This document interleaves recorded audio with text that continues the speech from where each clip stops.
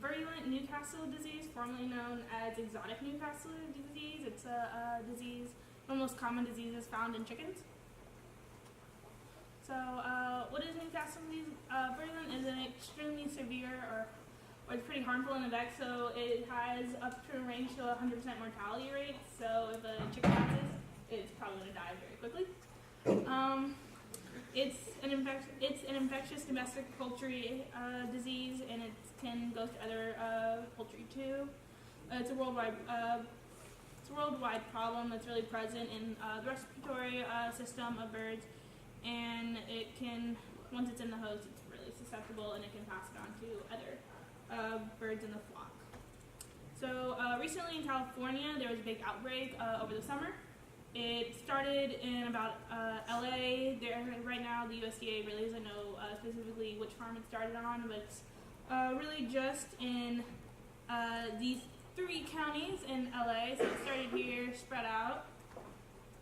The USDA sent out vets all the way up there, and they quarantined over 1,000 homes, and they killed over 9,000 birds because once they have it, they don't want it to spread to other flocks, so they want to keep it very contained.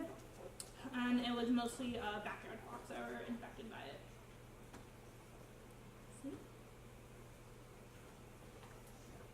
Alright, so Newcastle disease is transmitted through direct contact. So if a bird touches another bird, if you go to another place and you haven't followed proper biosecurity practices and you bring the disease back to your flock, it can transmit it through direct contact.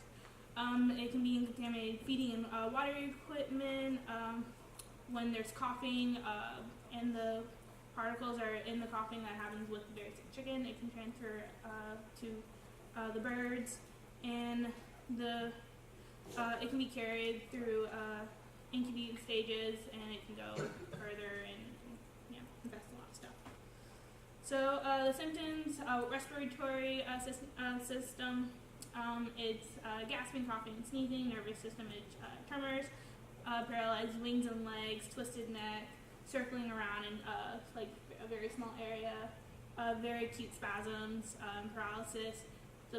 From all these symptoms, a bird kind of becomes depressed. It kind of like stops moving around, puts in a lot of pain, and it's just like not a very happy bird. And there can be hemorrhaging in the brain and all throughout the gastrointestinal tract. And if the bird can't deal with all this, like it normally can't, usually results in death. So this first picture is the twisting neck. You can see right here, as you can see from the big picture that was at the beginning, chickens normally don't look like this. It can affect very young birds to adult birds.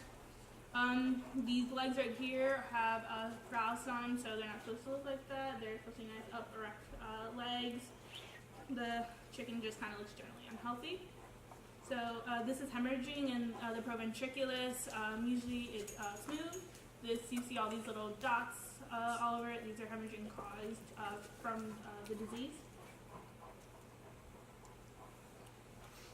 It's diagnosed by reverse transcriptase PCR, ELISA, and you can get these samples from the trachea and the cloaca. If there's a high amount of antibodies trying to prevent this disease, that's how you can tell in these diagnoses. That way it's like there's too many antibodies trying to fight this disease. It's a chance that there's probably 100% chance that they have Newcastle disease.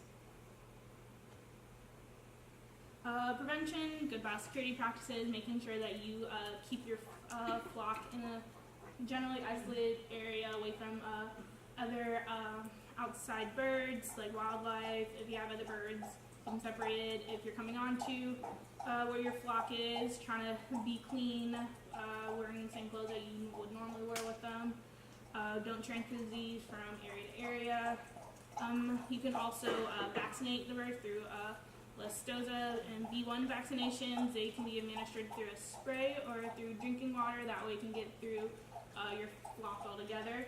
Instead of like giving like individual doses, you can try to spread the vaccination. It's also zoonotic, but it's really only zoonotic when people in the lab are dealing with it, because you need a high amount of it to actually become zoonotic, unlike very small doses. And these are my sources. Do you have any questions? You make a good point about zoonotic. If you're in a laboratory, so that's a key. If you ever work in a laboratory, you should know all the hazards that you face. Like, remember earlier in the semester I talked about the ethylene oxide, and that's really nasty. And some of these diseases are crazy. And people that work with primates, especially in laboratories, they've got to be really careful because it passes from a monkey to a human just easily. So you make a good point. Sometimes there's things in the lab that happen that won't happen out in the real world. Do they pay the person when they euthanize the birds? You know, sometimes there's some programs where if the government, the USDA has to like kill livestock or pigs or something.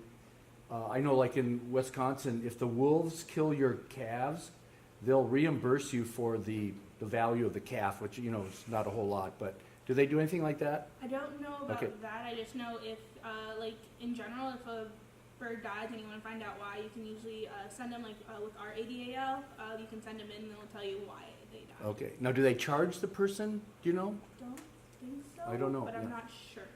Because you're talking about here in Indiana, the Yes. ADDL. Yeah, the down one there. right down the street. Yeah, yeah. Yeah, and every state has like a state veterinarian, let's put it that way, and the state veterinarian is kind of in charge of the diseases that are going on in the state. So, questions, comments? How big are the flocks that are in the backyard? I'm trying to picture birds in the backyard in LA. Flocks can kind of range from, depending on how, like, backyard, anything from, like, maybe like a handful to like 300. 300? So Could you have 300 in your backyard? I mean, I don't have any. no, but I'm just, that's a lot. You have to have a very big yard. Yeah, okay.